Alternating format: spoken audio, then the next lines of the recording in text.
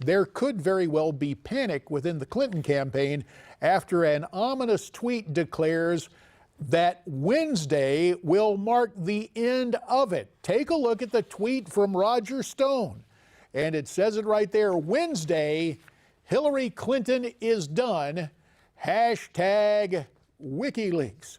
So far, Wikileaks has released internal emails from the Democrat National Committee, and founder Julian Assange has made it clear they have more information damaging to Mrs. Clinton and her campaign. Let's discuss it with the two gents who've been so patient here. Rejoining us from New York City via Skype, Juan Pablo Andrade, the executive advisor for the National Diversity Coalition for Trump and a member of the Latino National Republican Coalition, and from Newsmax Washington, my old congressional colleague, Michael Patrick Flanagan. So, when WikiLeaks rolled out the DNC hacks just before the Democrat convention, it had a pretty big impact, Michael Patrick Flanagan. What do you think is going to happen on Wednesday? I have no idea what WikiLeaks has or what Roger Stone knows or thinks he knows. But as I said before we went to the break, she's got 43% that would vote for her if it were discovered she was Lucifer, Prince of Darkness. And that's just all there is to it. She's going to walk away with 43%. She can't gain it, she can't lose it, and it's Trump's mission to climb over that hill. It's not a high hill, but he's got to do it. And he can't do it the way he did it last week. He's got to do it on the issues. He's got a little bit of snark and retort. That's always helpful. But you can't make that the main dish. The main dish has got to be issues. I know he can do it. I know he will do it. And he'll get over the hump, and we will win this election. All right, let me turn to Juan Pablo about the speculation over what may happen Wednesday. What do you think it is, Juan Pablo? You know, just like Michael said, you know, I am a member of the Trump campaign as a surrogate. I have actually no idea what the tweet is going to be about also, but I'm extremely looking forward to seeing what that tweet is going to be about. It is rather intriguing. In the television business, we call it a tease, and it looks like Roger Stone has teased and promoted Wednesday as being the magic day. Well, I tell you what, folks are nice enough to call in to America Talks Live. And let's go back to the phones at 1-877-NEWSMAX, 1-877-639-7629, to the city of brotherly love, Philadelphia, where we welcome in John. Hi, John. Oh, J.D., thanks for having me. You bet. Listen, I got a few things on my well, give me the top one. one. Give me the number one thing, your number one beef, John.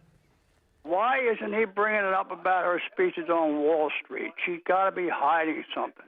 Well, the good news is today, John, I understand that he has returned to pointing out, apparently, and Juan Pablo, maybe you can weigh in on this, as I understand it, the campaign has made a pivot where Mr. Trump is going to say, look, here is how I made my money.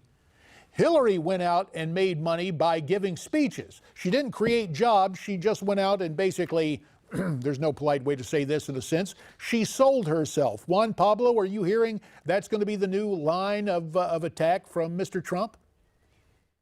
Oh, yeah, I could definitely agree with that. This past week, myself as a surrogate, the rest of the team, and the RNC, we've been tweeting and we've been going on social media using the hashtag follow the money and having, you know, a different, each day or every hour, something different on Miss Clinton. And one of the top ones was that, you know, this year alone, I believe about $22 million to her just from big speeches and directly all, you know, people on Wall Street and organizations run by Wall Street.